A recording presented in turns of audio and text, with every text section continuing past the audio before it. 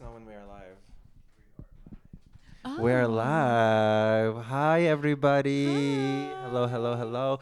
So, welcome to another episode of this podcast brought to you by Shella Radio and queer and feminist NGO Pangea called The Pangeans. Today with Lana, who is me, your host. And today, as a guest, we have the amazing, the fabulous Ledet. Woo, woo, Hello, woo. Hi, hello. Ledet. What's up, Ledet? How are you doing? I am good. I'm so happy it's sunny and warm, and I can bust Right. out my sandals again. Put on my very luxurious Temu sunglasses. Not the thermal sunglasses. Listen, for me, the sandal season did not start quite yet. It's a little bit cold yet, but soon. I can see it. I can sense it I mean, but I'm coming. still, but you, like, I don't do legs yet. I I start with the absolutely shoes.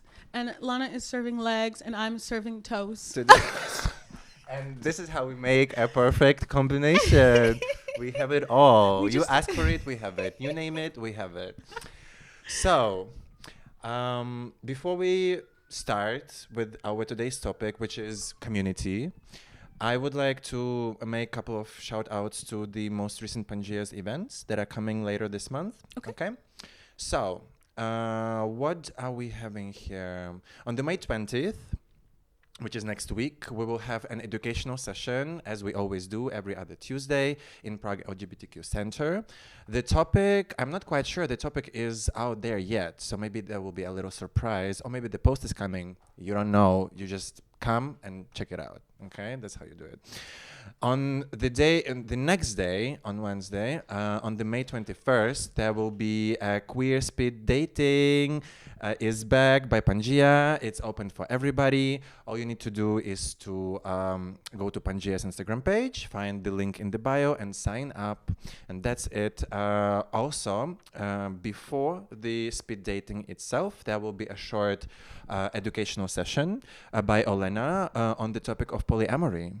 So get into it. The educational session is completely free, and the queer speed dating is for 100 Czech crowns cash fee. Right, there will be also a little love bingo happening with some prizes. Don't miss out on this opportunity. So yeah, and we also already have quite some registrations. So people will show up. So should you as well. What else do we have here? I didn't write it down on which day. Let me quickly check it. But there will be a Pangea swap market It's a for day that ends clothes. in Y for sure. Excuse me? It's a day that ends in Y. Yeah, that's true. That's true. Wait, hold on. Let me quickly. On the May 25th. May 25th is Pangea Swap Market at Dorado Coffee. And you can bring the clothes that you don't wear anymore, you don't like anymore, and you can just leave it there, donate it, and then maybe find some new clothes for yourself and give a second life to a clothes that somebody else doesn't want to wear anymore. What else do we have here? May is full. May is packed with events. I'm ready for Are all you? the events. Baby, I don't think I am ready. And I'm the person who should be ready for literally every single event, and I don't feel like I am. But in a good way, not in a bad way. No, it's because you're involved. Like Exactly. That's you're the reason. curating the events. You're working with I'm the super events. excited. And also, last but not least, on the May 31st, we have the Queer Bazaar again happening with amazing queer vendors who will sell different stuff, starting from jewelry and art and photos and crochet and all of that. So get into it. It will be also in Dorado Coffee. And 31st of May. Don't miss it. Also, regarding the Pangea's Book Club and Safo Salon, those have already happened in May, but stay tuned for the June editions. Those will be happening in the beginning of June. So follow Pangea for more updates and informations of the upcoming events. Okay, I'm done with the long ass list of Pangea events that needed to be shouted out. So yeah, finally we can get back to you. So Ledet. Yes. You are a multidisciplinary artist, and I don't think I will be able to name a thing that you don't do. successfully, mind you. The list is long. It's even longer than the Pangeans events. I know it doesn't sound possible, but it is. Because you are a performer. You are a singer. You also belong to a roller skating community, and you do events with the roller skating and some classes and some discos, and you also perform on roller skates on stage.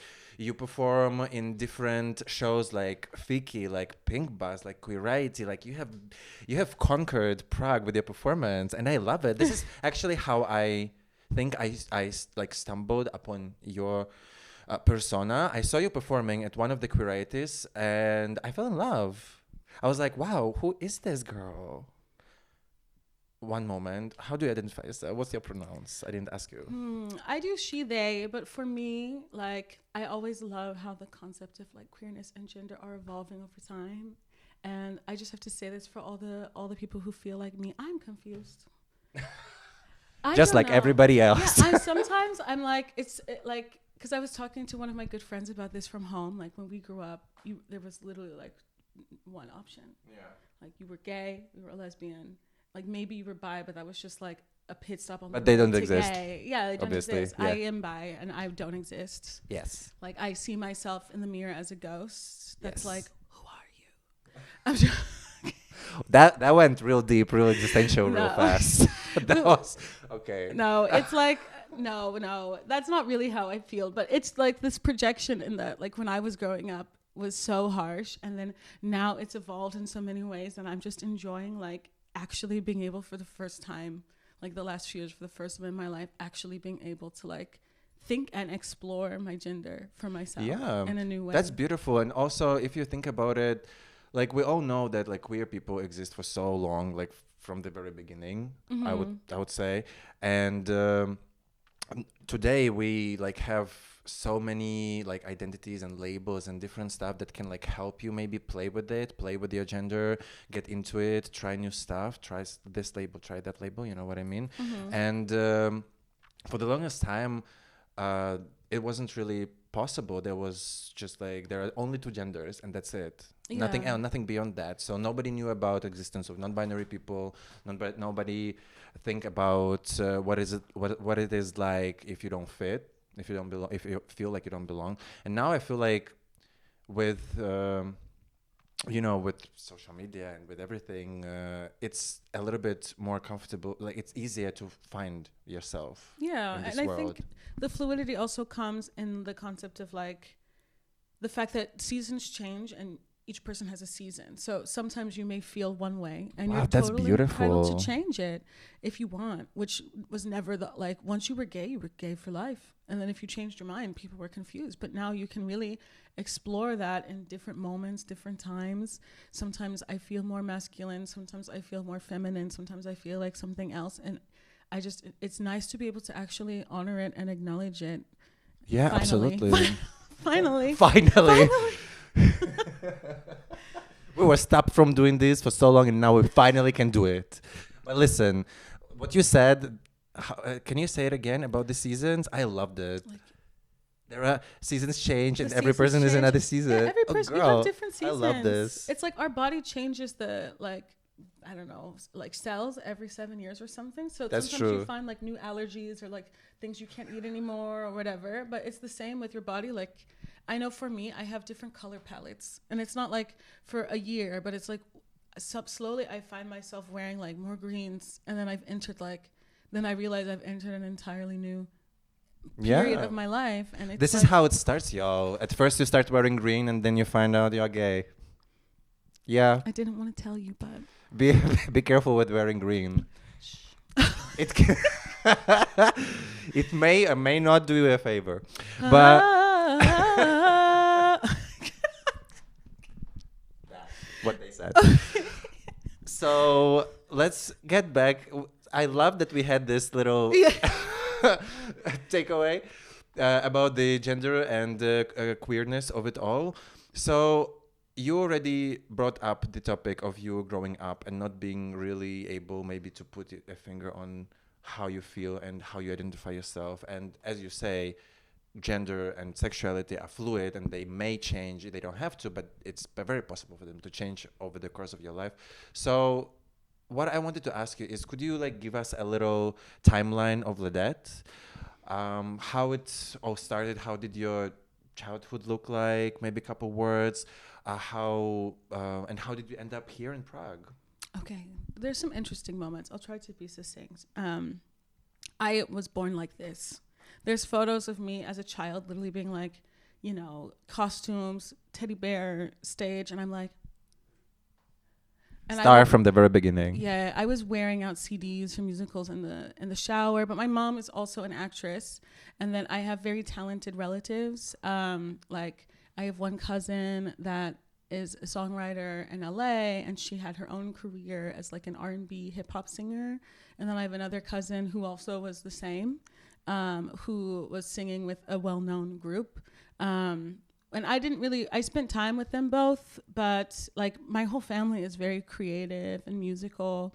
So it just came to me too, like my whole family was singing around the house all the time. And I just love a show. I used to watch this channel in the US called Turner Classic Movies, which is like showing all of these old movies, movie musicals, all of these things. And then this old man named Robert Osborne would always come out and be like, Showboat, 1942, Judy Garland's second film. And I would be like... Just like, give me more. I need more. That's more. fab. I have no idea what that meant, but yeah, that's solid you fab. get so many facts about all of these old movies and TV shows and all of this like singing, because there was this totally different concept of like showmanship and performance, and we would watch these different TV shows. My mom would be like, back in the day, they used to have triple threats. They could all sing, dance, and act. Now, nobody can do only two. Nobody can do shit. Nobody's doing nothing. But back in the day, they had to do them all. And that was stuck in my mind forever because I love musical theater and I love just the life of a show. So your mom was a theater actress, is? Yeah. Well, she's currently on hiatus, but she wants to come. I'm trying to get her into voice acting now because she was like, I don't know if I can do the film. And I was like, you can do whatever you want. This is how you know that she absolutely can and she wants it. Yeah. And now the project I'm working on, which we'll talk about later, there's like one of the producers who's working with their child, and they said like, yeah, just do it. Like, do it with your mom. It's so nice. And I was like, I should do it with my mom. I have to unpack that, like what it would look like. I think it could be good. Yeah, it could be an interesting situation. You could find out something about yourself, about your relationship with your mom. Yeah, exactly. Because one thing is sharing a household, sharing a relationships, but another thing is sharing a stage. That's something different. I feel like it would really be like one of those numbers where it's like, I go like this, and then they're like, I go like this. And we would just like be like, how do we make it work? Or like, what is it? Like, you know those Chicago numbers? Yes. Yeah, the one in Chicago where it's like, you go to do like this kind of thing would be super okay cool. So there would be a little musical number. We do like a musical number dance thing with like two costumes, and she's like, you go. Long story short. That sounds fun though. So growing up, so you're a theater kid basically. Yes. So you were growing up around very artistic people who are your family, and you turned out pretty artistic yourself, which is no other option. Duh. Okay, so I also know that you were doing some political activism as well. Yes. At home. Yes. So tell me a little bit about that as well. Well, I'm from Texas, so take with that what you will. It's a beautiful place with beautiful people, but very complicated politics. And so, I don't know, people are constantly having to fight for their rights in a way that I think most people in Europe do not have to. Like, you have to be really organized. You have to have your ish together tight, because the whole point of these politicians is to work in secret ways so you don't know that they're doing this thing that they're doing. Yeah, so you have to constantly be on it and catch them. So I started doing political organizing. Like, I was never the person doing the main organization. There were very large groups doing that. It's like I was working a lot with Planned Parenthood and like the Texas Democrats. And then we would go to protest at the Capitol, or we would come and march, or we would put up signs in front of the governor's house. I would register people to vote, and just try to be as politically engaged as possible, like also on the city level, because there's a lot of things that were happening and are happening in Austin that are very complex and not okay in terms of gentrification. So when I was living there, oh yes, my son is under the table. My dog. For a second, I was like, what is that sound? Oscar's like, it's fine. But I spent a lot of time trying to be engaged in that and doing as much as I could to help. That's really important and very admirable. My question also is, how did you find your way to activism? How did you start? What was maybe there was some sort of a triggering point, or maybe it is run in your family as well to be politically active. How was it for you? Well, I was a queer person who didn't know they were queer. I was black and a woman. And so... Bingo. Fucking bingo. But really, some people don't do it. Some people don't. But for me, I was like...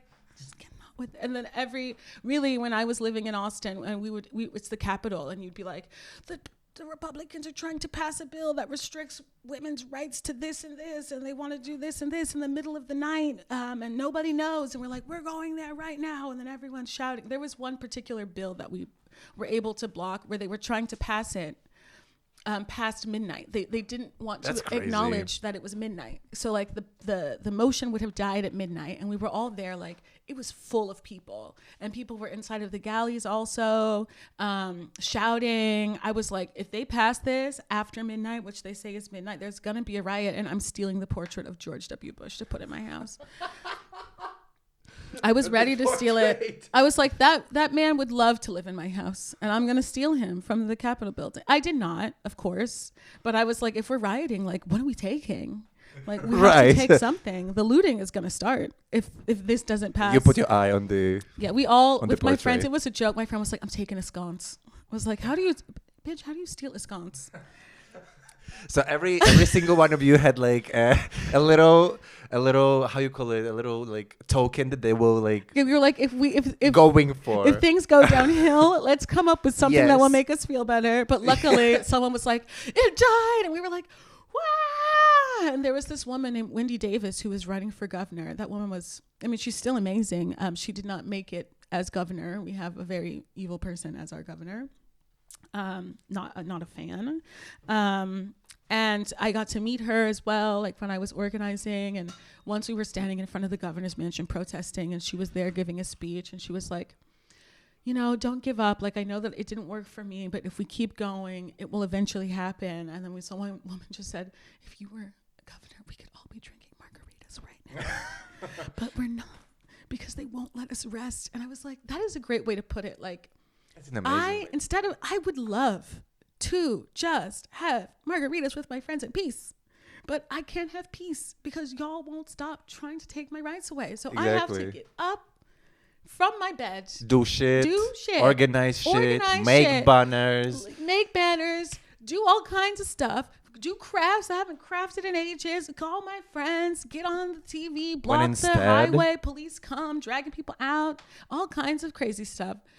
But you know what we could be doing? When instead you could absolutely. Like, I want to live in a world where all of the oppressed people in the world can just have like a beautiful dinner, and we just drink margaritas, alcoholic, not alcoholic, pending your preference, and some snacks, and we just go like, and we vibe, yeah, exactly. Just vibe and like chill. There is a long way to get there. We're working on it. But we're working on it, exactly.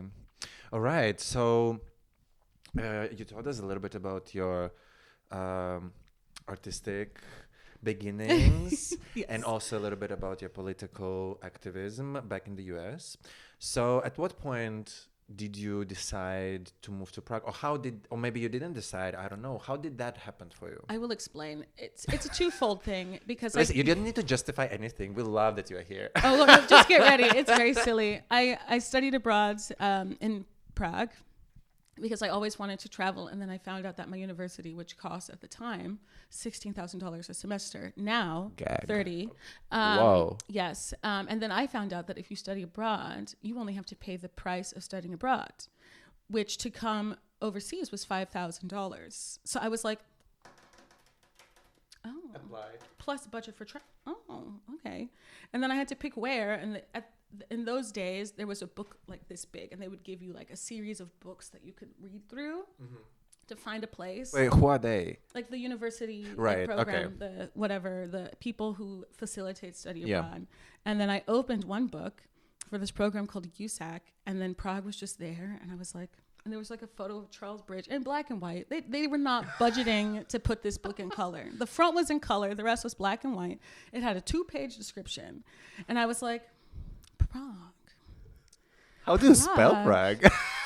It's like, wow, that looks interesting. And then this like imaginary music came in my head, and I was like imagining myself, because I'm a delusional person. I love to disassociate. So I was just like closing my eyes and imagining myself on Charles Bridge as per the black and white photo, like, and I was like, that sounds good. Let's go there.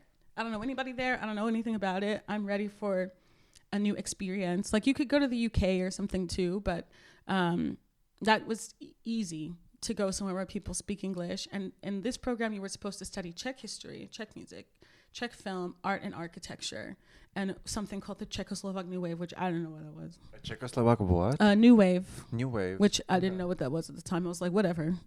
Let's go. And then I did. I lived in Žižkov on Urže which they told us on the first day that our house was Urže 30. And the most foreigner-friendly name of the street. Huge mistake.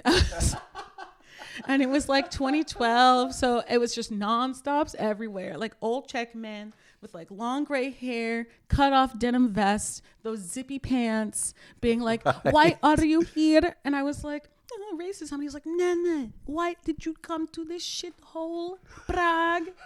Shithole city. America is so much better. Why Prague? And I was I don't know. They know. They for sure know. We used to go to this bar that now is gone. It's across from Kasarna. Right. And it was called, we called it the Box. I don't know what it was called. They had Cambrinas for like 15 crowns. And a slot machine and a darts boards, and they sold pickle cheese and the fried cheese. So we would just go there and spend no money and get really drunk and try to walk home. And then I left, and I thought like that was that. And then I came to do an arts residency in Budapest in 2016, and that was interesting. I wanted to leave the U.S. and I thought maybe Hungary will work, and then I was like, no. That was not for me, so I did not stay there. And the woman from the residency was like, Prague is beautiful, but Budapest is more beautiful with the Danube. And I was like, that's true, the Danube is beautiful, but you know who learned Czech already? This bitch. Wait, hold on. First you moved here. Yeah. And then you went for the program to Budapest. Yeah, so I went back to the US. And you were thinking maybe I will... Oh, you went back to the US. I went back to the US, and then I went to Budapest, and then I kind of did a little summer travel to see where I could go, like seeing if there was a program I liked or something. And you came back here. Wow, choices.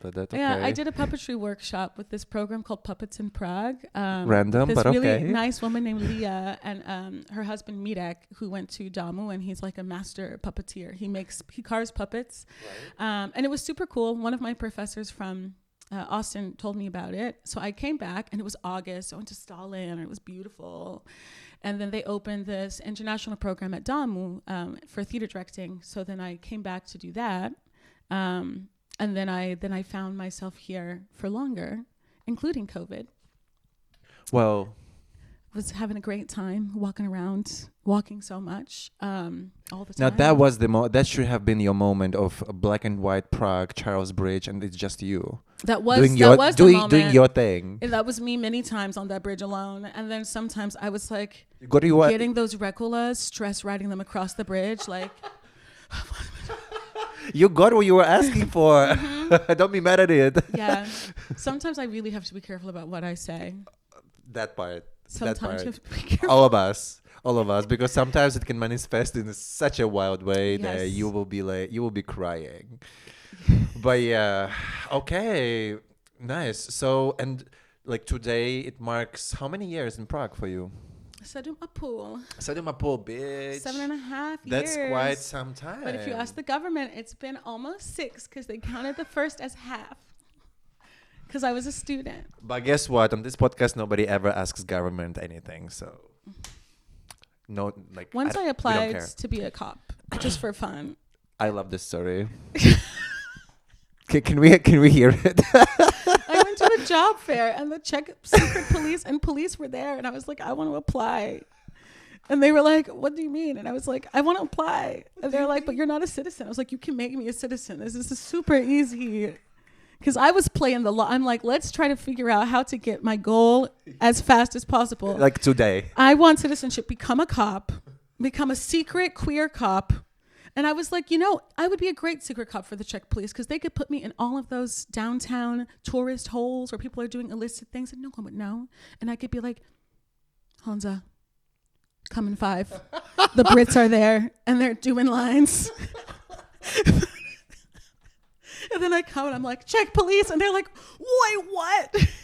Wait, mate. What do you mean she works for the Czech police? Listen. The audacity of this entire situation. A lack of imagination. Me. The lack of imagination. Like, honestly, I think I would have never in my life was brave enough to just come to the policeman and be like, hey, I want to be one of you. How we do it? I'm just exploring. Quick, now. I'm answers. exploring the freedom because in the U.S. I would never. I was like, who I'll talk to? The Czech police. This is quite interesting. This is quite an interesting point because, in US you probably wouldn't do something like that. You wouldn't even come in close to those people. No. I kind of do feel the same. I'm from Ukraine, and I was growing up always kind of afraid of police, and I'm not quite sure. I never really unpacked that.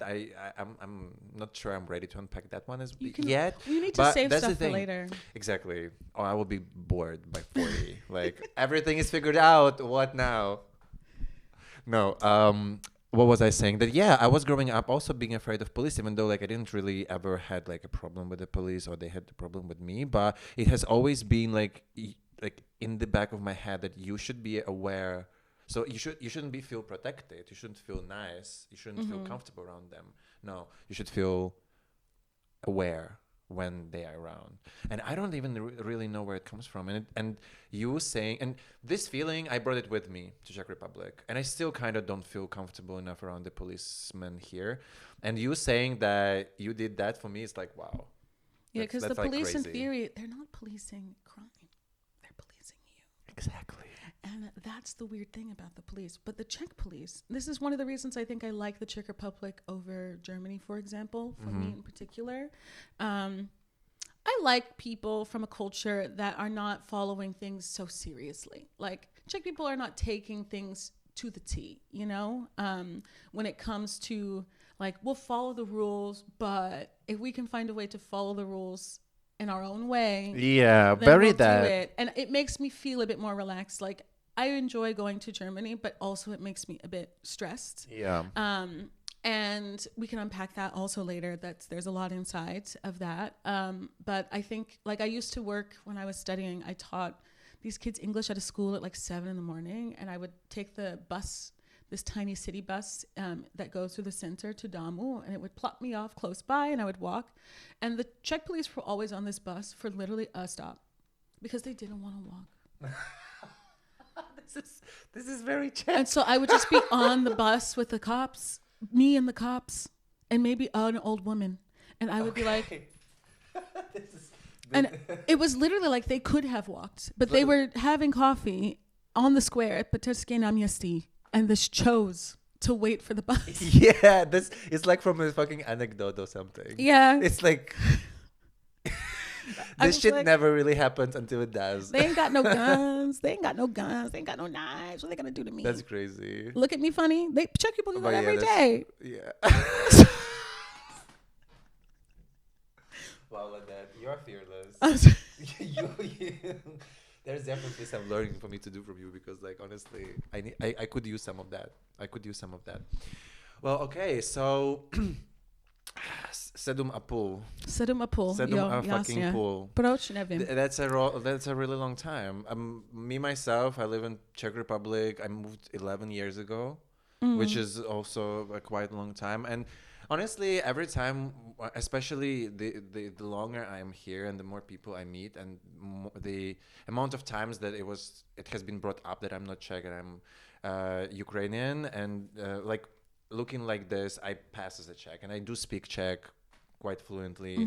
I think I do still have a little bit of an accent, but like usually not in the beginning of the conversation. And people never like believe me that I'm not Czech, or they never even like ask sometimes. And then when they do, and I tell them that, yeah, I'm Ukrainian, I live here for like 11 years, everybody's shocked. Nobody understands how people give so much time to Prague. And as another person who gave a lot of time to Prague, I want to ask you about maybe some feedbacks or how was it for you and how is this Prague journey for you going? 7 years in. Prague is so weird, man. Okay. Like, but also I'm struggling now because the Prague that I loved all of these kind of things that I don't think fit into the new era, like Western capitalistic, like hipster idea of what a city should be. Like I loved the nonstops. I loved talking to older Czech people. I love talking to people in different places. I love going to those little pubs on the edges of the like sídliště. Like I think all of this is really interesting for me. Like I actually find a lot of these like hipster cafes kind of boring because I'm like, it's everywhere. You have it exactly. You have it everywhere. It's everywhere. And I think that sometimes, and I understand why, like culturally, from a person who's from Prague or from the Czech Republic, they want to modernize. And for me, I really enjoyed this kind of hybrid the authenticity method. of it all. Yeah, it was more authentic because, and what I sometimes say when it's late or I've been having too many wines or something, and I'm like, like if you're aiming for capitalism, it's an impossible goal because it doesn't exist. This goal doesn't exist, and I see it at home where it's like you're building something to look like something for people to consume, but the people won't consume it because it doesn't feel authentic, and people can feel when something's not authentic. Yeah, that's right. And I feel that Prague is really moving in this direction very rapidly, and I can't necessarily say that I enjoy it because there's so many things like, for example, Kasárna and these spaces that give a cultural and community experience that capitalism always has to destroy, because if you have community, people spend less money. They do other things. It's not about profit.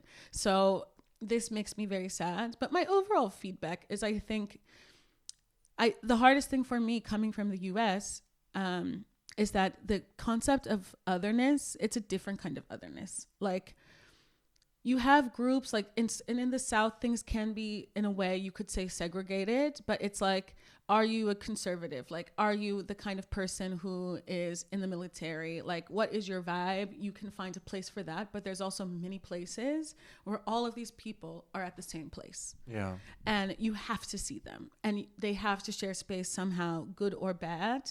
And it forces you to acknowledge things in a way that here is hidden because people do not say things directly. Like, I've said this to people many times before when they ask me about racism, which is all the time.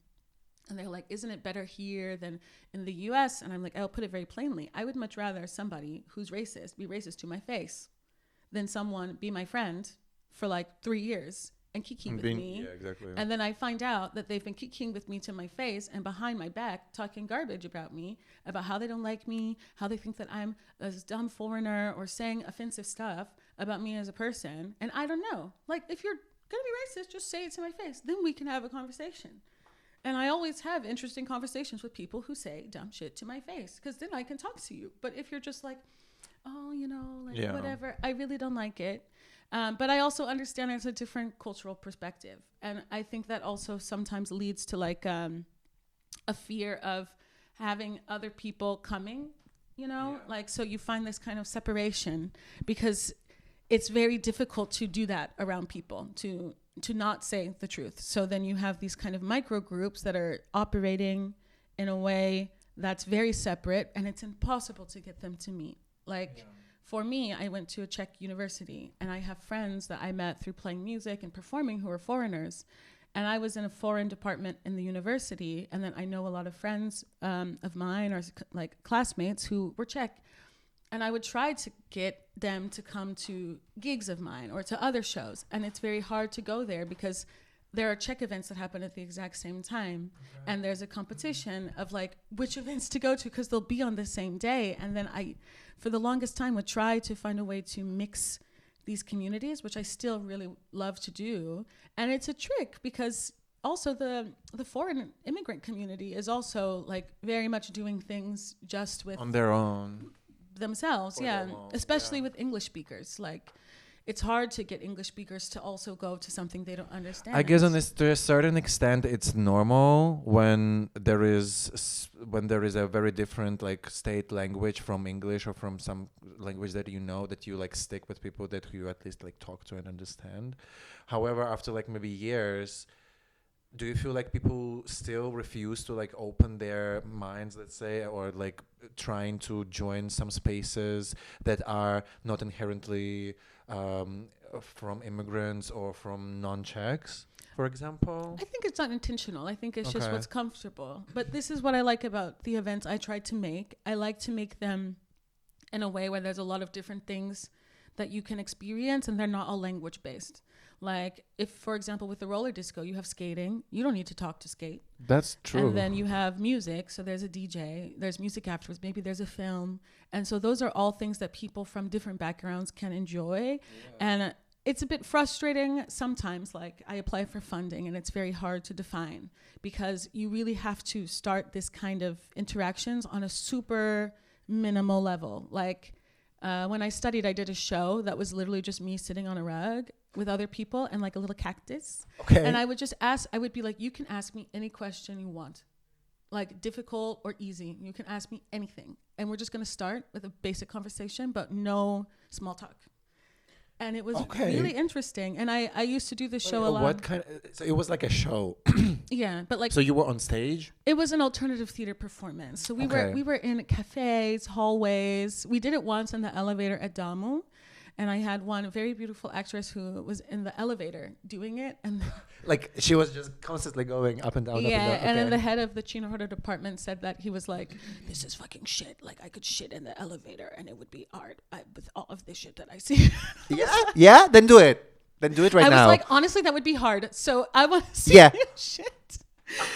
But and people were like, I just don't understand the point. And I'm like, yeah, but if we don't know how to talk, we have to learn how to talk. We have to learn how to share space. And I feel like there's so much discussion-based things that happen in the art scenes where everyone has to discuss. Like, we need to discuss. But actually, for me, what I've noticed is like, you can start by just being in the room. Like physically, it's already powerful for like two of us to share a space. And then you add other people from different backgrounds. You can already see that they're different. And how do you feel comfortable without adding the words? You just add music or you add something simple. And then you just start with something that's important that isn't small talk. Like, how's your gut? Oh my gosh, I'm sorry. Who is bumping on our door? Excuse me. We're not waiting for anybody. We're not waiting. We're not waiting for any guests. We're not done yet. The basic questions like, imagine starting a conversation and being like, how's your gut health? I love this because I have so much to say to that question. How's your gut health? Have you slept more than 3 hours in the last 2 days? How's your stool today? Did you poop this week? Week? I knew someone once who was like... Do you have something to share with us? No, I poop all the time. But I once was at a party at this cabin and someone I knew was like, Alyssa, have you pooped? And I was like, yeah, I poop every day. And he was like, I haven't pooped in like 4 days. And I was like, you have got to eat some fiber, my friends. Yeah. I was like, next time we go to the store, we're buying broccoli because you need it. And they were like, yeah, I think so. That's great. But also, it's completely not in the topic of community, but I didn't shit for like 2.5 weeks. That was crazy. You were probably very anxious. I was a kid. I was very anxious. You know why? Because that was the first time my parents sent me to a summer camp. Yeah. I couldn't shit there at all. This happens a lot. It was terrible. Okay. But yeah, nice conversation starter. Sometimes you just have to get into the nitty gritty of life. Like, we're all talking about complex things, but sometimes you really just have to take a break and ask about shits. I was almost late today because my dog took 5 minutes to pee, and then he pooped like just up the street, and I was like, I'm gonna be so late, and I just don't want to blame him, but it is his fault. No, it's okay. It's okay. And even if you do blame him, he probably won't give a shit. Maybe. All right. So, circling back to our topic, I wanted to ask you. So you stay behind a lot of organizational stuff here in Prague. Like, whether it's some specific event, a community gathering, or a workshop or a performance. So, do you think that because of your experiences with the community and how it is divided here in Prague and how people don't really want to mix it up because of this or that, like language or cultural differences or something else, or just because they are lazy, don't want to step out of their comfort zone, do you think that this was the reason why you decided to like take action and create and start thinking of creating spaces that would allow people to actually meet somebody outside of their usual circle or their usual community or something like that? I guess so. Or was it more like you always wanted to do something like this? I just want to the question is like to what extent did this experience in Prague affected your further like life, let's say? Yeah, well, I'm just making what I like okay. In a way, because I'm from Texas. I'm from like this Black Creole culture from Texas and Louisiana, which is just a big mix. And in Texas, you have a lot of mixtures of languages, of cultures, of people. Like Houston is one of the most international cities in the U.S. So growing up, I even went to like Chinese school for a hot minute to learn Chinese, because I had a lot of Chinese friends and I wanted to go, and I tried it for a brief moment and then cried because I didn't know how to write to 10, and then I left. But I got to meet so many people growing up that I think really also shaped my life, because when I was young, I got to go to a friend's house who was from Sri Lanka, and we ate with our hands. And then I would go to my other friend's house who was Jamaican Chinese, and then we would hang out all the time. Or then my other friend who was Chinese Pakistani, and we would eat at both of the types of cultural places and do so many things. And I would roller skate in the US as well, and we would have these parties with food and everyone's dancing, and it was just a big community experience. And I never felt like I had that similar kind of sense here. And I thought that I could I can use my skills to make that, because I finished school and I was not sure if I would stay, but it was COVID when I finished my program. I didn't want to go home in a health crisis, US, no way. So I started thinking like, okay, well, I'm supposed to do this, and I'm supposed to apply for shows this way and make the shows and then do the grants, but there's no money. No one's going to give me money because I'm a foreigner who doesn't have permanent residency, applying for grants in a language I don't understand. So I have no money. How can I still make art in a way that's sustainable, having no money? And with the team of performers I worked with at the time, which I don't think most of them understood what I meant, and I can be very fair to say that made sense, because for them it didn't make sense. I think now it's useful. Yeah. But I said, we don't have a lot of money, so we have to think creatively about how we're going to produce work. So I would like to continue doing shows, but we need to perform them in a way that we can also bring people, and what kind of audiences are coming, because older Czech audiences probably aren't going to come right away, but younger people who are looking for something that they can't find, like people who don't feel seen, like myself, like young queer people who grew up like in their early 19 years, 20 years in the middle of COVID. So they're just now entering this world of adults, and they're looking for a space that makes them feel nice, pricing that's affordable, things that introduce them to things that are new, like totally new, that they've never seen before. And introducing culture in different ways, because a lot of times in theater especially, and dance, you're relying on a culture of people who appreciate the arts already, but you have to always remember to take the responsibility to create new appreciators of art. Yes. And I really enjoy doing this. I've been working as a teacher for many years, and I love this process of like introducing it in small ways. No, it doesn't exist in the same way, and we don't produce shows in the same context, but doing a roller disco, people want to come to that. People like DJs. Then you put a film there. Then they get to watch a film. Then you put a performance in the middle, and then they get to see theater. So they've gotten 1, 2, 3, 4, 5 experiences all in one night in the length. It's not as long as a rave, but it gives them a similar environment to something that they like to go to. So it's kind of pulling from rave culture and how raves are able to create so many nice coming togethers with a theme, but then providing it with a new perspective so that people actually want to go and see something new. And that just came from like having no money, trying many things over and over again and seeing what works. And the advice you get a lot, which is annoying when you're trying to do stuff, which is like, how do I do it? And people go, make stuff with people you like, and make stuff that make it for the people that like that. Know your audience. Yeah, exactly. And know your people. And with that, everything else will come. So I've just been like figuring out my audience and finding my people for the last few years. How does it go? Well, people come, people go.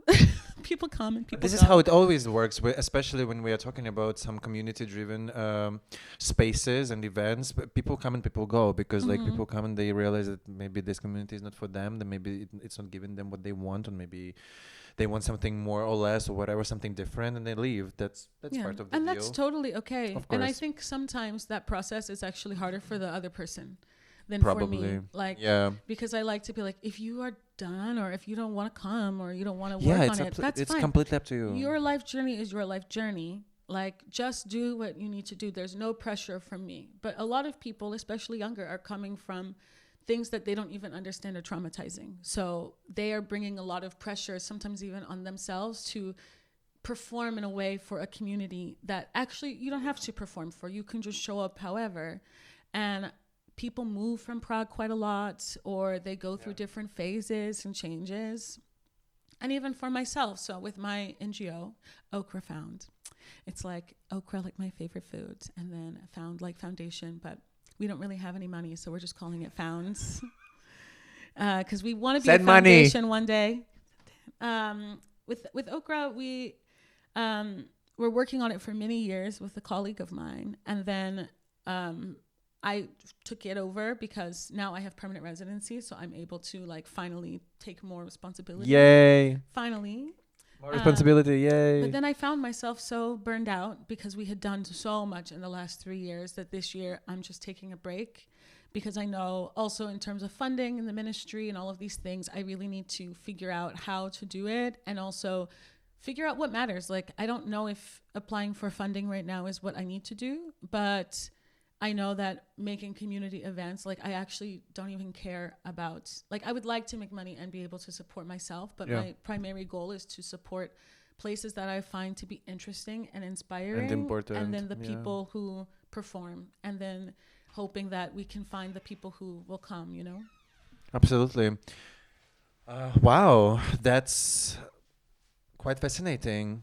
So what I hear that you are basically coming like from the times from the childhood of yours when you had you were exposed to a lot of different cultures and backgrounds of other people back at home, and you brought this mindset of being open to learning something new, to trying new things here, and you're sharing it with everybody else by creating the spaces and the events for people. That's really beautiful. Thank you. And what you said about being like an organizer or an activist, as an immigrant, as a person who doesn't necessarily like speak Czech, or speaks it like as a foreigner, who had to learn the language, who had to learn the bureaucratic ways around this and around that. I really love the advice that you gave. Find the people that you really like and who like you back, and do something with them, and know your audience. As a person who organizes a lot, do you have any more advice to people who maybe have an idea or want to do something, but they are held back by something, or they're scared or anxious? What would you say to a person who would go something like who is going through something like this? Do it. in whatever tiny capacity. Know your capacity is the last thing. Like, how much do you think you can do? And be honest. Because sometimes we are not honest, not even myself. And you're like, I can do it all. And then the next thing you know, you have like 15 unread messages on Instagram and like 10 unread emails. Burnout. And then you're burned out and you're stressed, because a lot of times we want something and we want it to be huge. You're like, I want it to be huge. But think about it in terms of financials. Like, it's not fun to do, but really ask yourself, is this going to make money? And if the answer is no, ask yourself, how much money would I be willing to spend on a hobby that I love? Is it 10,000 crowns? Is it 3,000 crowns? Is it no crowns? And if you know that, and you go, how much money am I willing to lose? Or to, no, I don't like to say lose, but how much money am I willing to invest, to let go of for this thing? That's the amount that you know you can start with your budget. So it's like, I know that I personally want to invest 1,000 crowns into my event. And then I would like the event to have a DJ, which will charge me 2,000 crowns. So I have 1,000 crowns. The DJ needs 2,000 crowns. Maybe I can ask people to just support the DJ, but that means I can't afford a venue. Or I can ask a venue and be honest, be like, I want to do something, I have no money. And you'd be surprised with how many venues or how many spaces will be down for that, because they'll make money from the drinks at the bar. Or you can do tickets and you can figure out like an agreement, and you can just start from there. And don't put pressure on yourself to make it some My Super Sweet 16 like kind of event where you're like, I'm rolling in a G-Wagon. We're gonna have Adonis singing opera from the top of the G-Wagon with like a water slide. You don't have to do that. And a Cirque du Soleil. We're gonna be on Strzelecki Ostrov, like a festival. And that can be a long-term goal, but start simple and see what you can do. Like the first roller disco we did was at this VR play park. We found some agreement. We managed to do it. We didn't even have a real speaker at the beginning because this guy gave us a speaker with computer inputs. I was like, I know a lot of people who DJ watch this. If anyone ever gives you computer cables for speakers, you know you are fucked.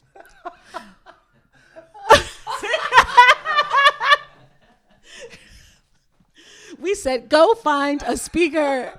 He was like, man, my friend might have, and I was like, you better go find a speaker right now. Otherwise, they were trying to get us to DJ from a Bluetooth speaker. That's crazy. And we figured it out. It was fine. It was just a mere miscommunication. But we were all learning, and now everybody's got their own stuff going on, and we've grown a lot. But it really started with that. And it was just like, I only played the music there because I couldn't afford another musician. And I was like, well, I've got a jazz set. So I think it was literally called A Night of Jazz and Roller Skates with Ledet. Okay. And I was like, yeah, that's the vibe. Night of jazz and roller. Like, who does jazz with roller skates? Me, I guess. Like, whatever. You now, so get into it. Most of the things I've done in my life, I've really only done either because, like, I decided to do it or I ask. Like, I work with Pink Bus, and I literally just asked. I was like years ago. I was like, I love this. Can I be involved, please? Yeah, and then you will gag when people will say yes to you. You know, that's really important to try your own stuff. And I really like the advice about you don't have to go big. Like, really try out something small. Like, honestly, take your best friend, take your bestie, take her bestie, and like share an idea and like try to do something really, really small. Yeah. And then you will get an experience. You will suddenly find out how many underwater stones there could be and how to solve them and how to work with that. And you can suddenly find out that some people are shitty and some people are not. Some people can fuck you over. Some people will help you. So and ask questions, ask for help, ask for whatever you need. And it really works like that. And I know it's scary. I know it can mess with your head, because I was also like that. Organizing the first ball in Prague was like a hell of a...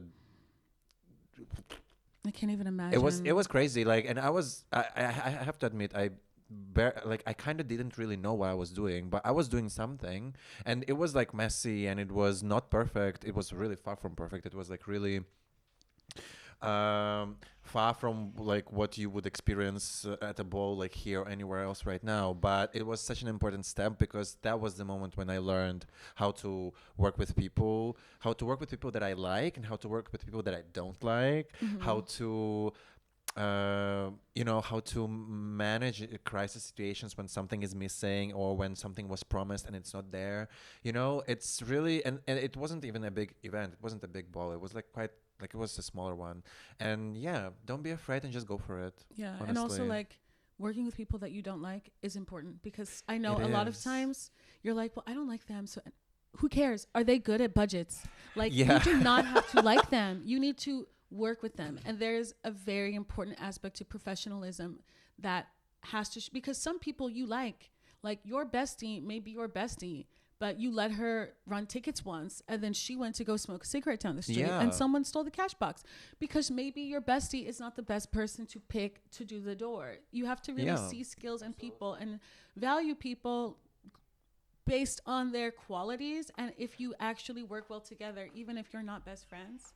And to just like be kind to yourself and to the people around you and be gentle, because at the end of the day, good or bad, even if you have drama with somebody, at the end of the day, for the most part, everyone's just trying their best to do what they really care about. And most conflicts come from just you not vibing as people or maybe not in another way, but you're just both doing your best. So just be gentle.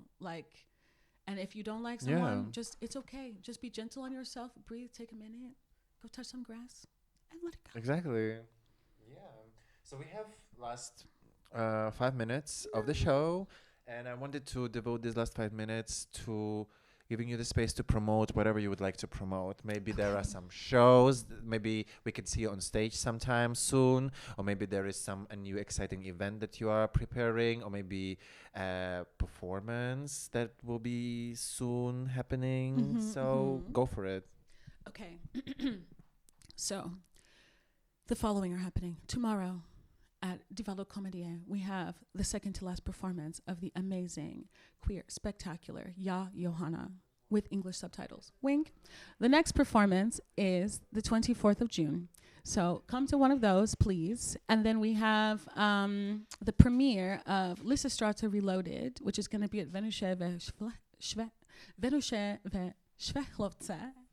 And it's going to be on June 4th, which I'm working on with Emma Fiala and Flamboy and Naya Ambitious and Taro Tamura and this beautiful actress named Aneshka and so many talented performers. I'm doing the music there and performing. And I have to pitch. We have a donio. We got some funding, but we're also looking for some supporters. So if anybody's interested, we have our donio, which you can find on the Lysistrata Reloaded Instagram, which is linked to my Instagram. And there might be some surprises I'll offer, musical ones, later on. Then I have a band. We're going to have a concert in the end of August, but that will be TBD. On June 3rd, I have a concert at Strelečki Ostrov where I will be playing some amazing tracks. Please come. It's open, so please come and enjoy. I'm going to be DJing and singing, baby. And singing. Singing, DJing, we do it all. I got a drum machine. I got a keyboard. Is it popular to DJ and sing? I don't think so. Trailblazer, innovator. I just like a band. I used to play just the keyboard by myself, and then I was like, I don't know if I like this. Then I got this synth, and I was trying to play the synth live, and I was like, that doesn't work. And then I got a drum machine. So now I'm working with this drum machine and this sampler, and then I have my keyboard, and I try to give this like kind of hybrid electronic, like funky R&B vibes when I play sets. And then we have... That will be on June 3rd. Yes.